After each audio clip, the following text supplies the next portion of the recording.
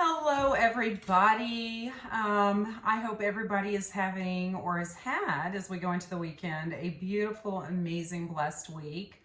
With this being the week of Valentine's Day, I wanted to do a quick talk, and I wanted to talk about self-love because I have had numerous clients who've said, I don't like Valentine's Day. I don't have anybody in my life to, celebrate this day with. And I have directed these people back to the idea of making it a day about self-love. If that is going and taking yourself out for dinner, if that is buying yourself flowers, that this week can also be about self-love. Actually, self-love should be occurring all the time, and not just during the week of Valentine's. And that goes for relationships too, as far as letting people know that you love them and how much they mean to you more than just Valentine's Day.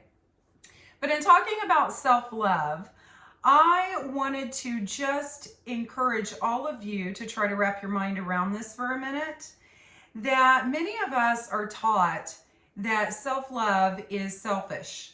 And I have ran into this in so many conversations where, maybe you were raised in a home where you were taught in an unhealthy way that you are supposed to put everybody else above yourself. And that the way to earn love is how much you do for others and earning that love, or love being conditional. And so many individuals kind of get off track with understanding that self-love is extremely important and it is necessary. I've even come across individuals who have been raised in religious, faith-based homes that verged more on religiosity and not so much spirituality and the truth of what is taught, and God actually giving us a true map, a roadmap to what love is. And there are numerous scriptures that indicate that God does advocate for self-love. I'll give one right off the top of my head: your body being a temple. Taking care of your body, nutrition, exercise, the thoughts that you have, all kinds of examples I can give about that. That is about self-love. That is about respecting your body, taking care of yourself.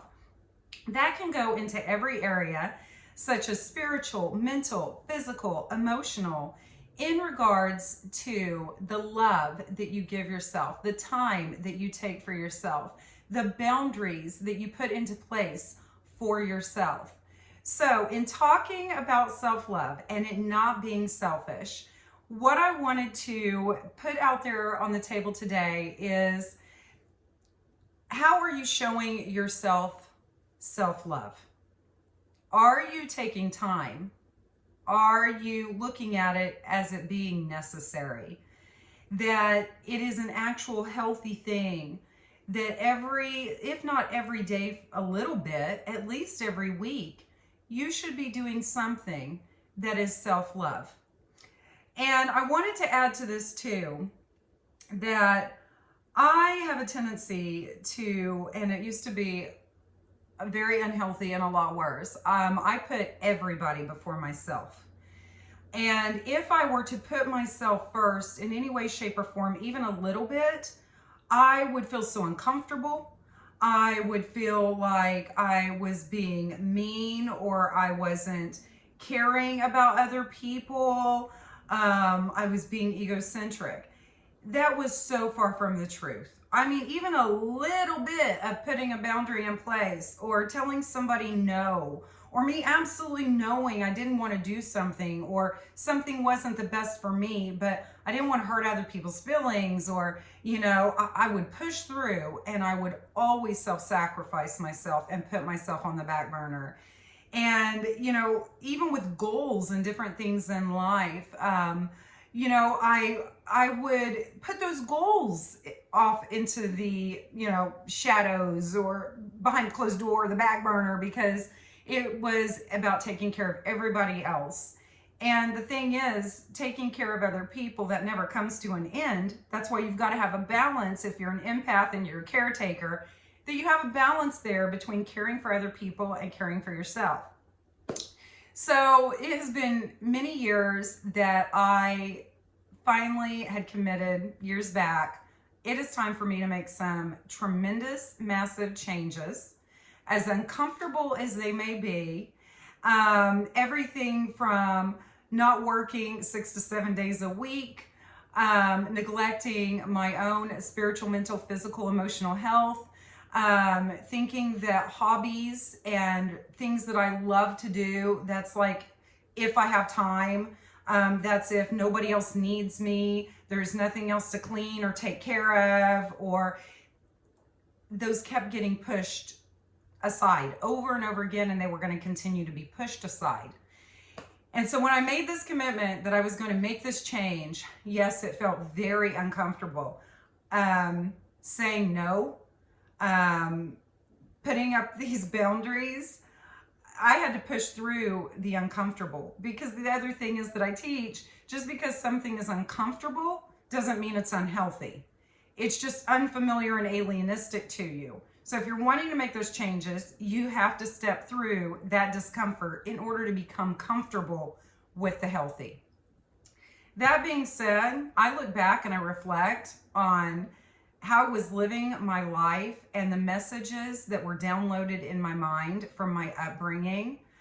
And I do not want to go back to that person. I mean, I literally look back and I don't even know how I was doing what I was doing.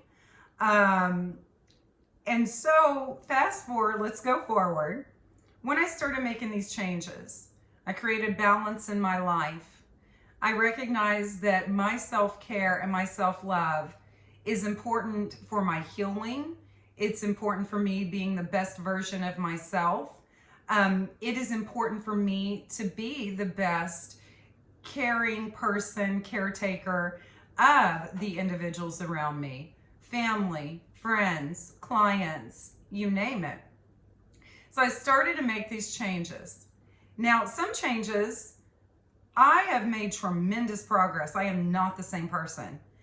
Other things, they still kept getting put on the back burner. I've had these goals. I'm a very artistic person. Those who know me, outdoors and the arts, those things are my therapy.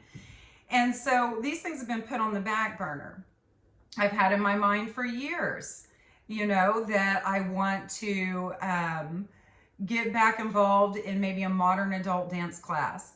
I've had in my mind for years that I want to find a community of people where it's very therapeutic and it's very spiritual, drumming, things like that incorporate music. It's been in the back of my mind for years that I want to be writing my first book, my autobiography. That again, I have had that in my senior high school book, that was a goal of mine. And I am in my late 40s. It's been on my mind and really strongly for about 3 to 4 years. Such a call to go back for my PhD. I miss education. I love learning. So let's go forward a little bit more. I'm going to bring up somebody that had a big influence in changes that I have made recently, and hopefully this can influence others. I have an app on my phone called Insight Timer, and it's an app that has meditations, courses, yoga, podcasts, sleep stories, you name it. I love it. A very dear friend introduced me to this years back. And recently, at the beginning of the year, one came up, and it was the 28-day challenge. And actually somebody had sent this to me, encouraging me to check it out, and I'm glad they did. And if you're watching this, you know who you are. I am very thankful. I loved this 28-day challenge.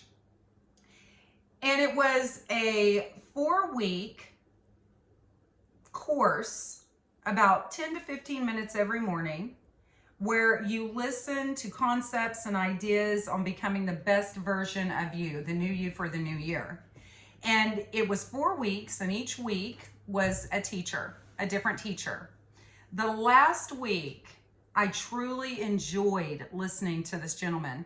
His name is Justin Michael Williams. Justin Michael Williams. And the last week, he was talking about taking action in your life. And that we all have these ideas of what we want to do, but that we hesitate. We never take the steps. Maybe that's because we don't think we have the time, or we're looking at it as a really big, ominous picture, and so that overwhelms us and we don't take the steps to make those changes in our life. And this gentleman broke down every morning into different parts of your life. One was work-life, he called it harmony instead of work-life balance. I love that he called it work-life harmony. Another was relationships. Another morning was finances. Another morning was hobbies. And he would have you journal at the end of the meditations, and he would always ask this one question. And at the end of each one of these talks, he would say, what is one small step you can start taking today that gets you closer to that goal? And on each of those days, instead of me looking at it like I would love to get back into an adult modern dance class, I would love to work on my PhD, I would find myself writing down those small steps.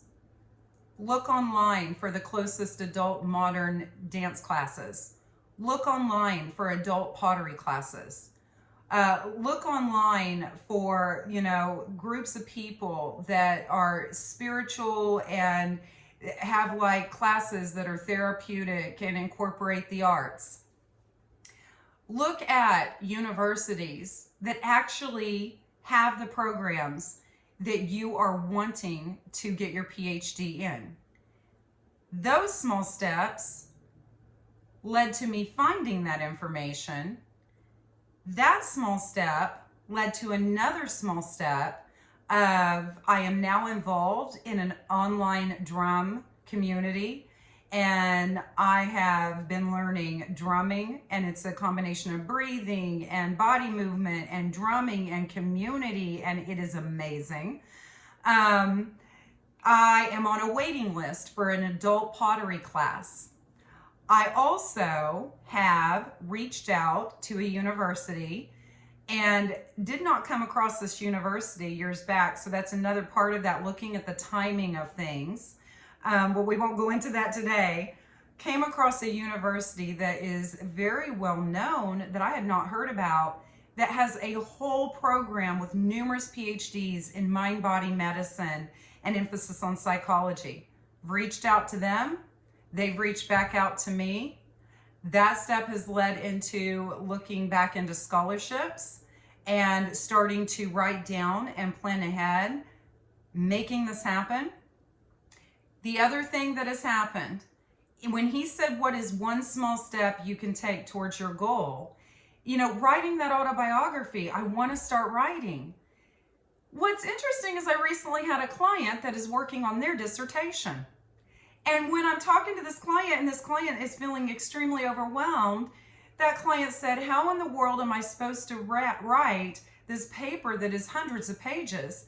And without hesitation, I said to the client, 1 page at a time. 1 page, 1 day at a time. When Justin Michael Williams I was listening to him during this part of the meditation, it hit me. I can write 1 page a day at a time. I can make that part of the morning routine of my meditation and my spiritual time and study.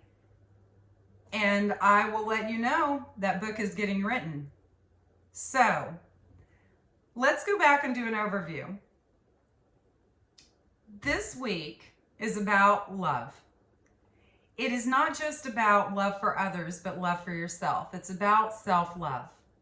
Self-love is making sure you put yourself as a priority and not always on the back burner. What are those things that you've been putting off, that you want to do, that you know you need to do? The things that maybe you have neglected for a long time that bring you happiness and joy and fulfillment that are actually uniquely, individually you. That is self-love. You have to get back to those things. Now, getting back to those things, bring in that other part of what I'm talking about. There's no better time than now. Who is it that says, what is it? What do they say? If not now, when? It's something like that. A philosopher is someone who says, if not now, when? Start now. Those things, what is one small step you can take today that gets you to that goal, that habit? So, my dogs are barking, and family member is coming home, and that it's perfect timing because it is the end of the conversation and what I wanted to tell you today. If you have any questions, you want to reach out to me, feel free to email me at dearstacia@gmail.com.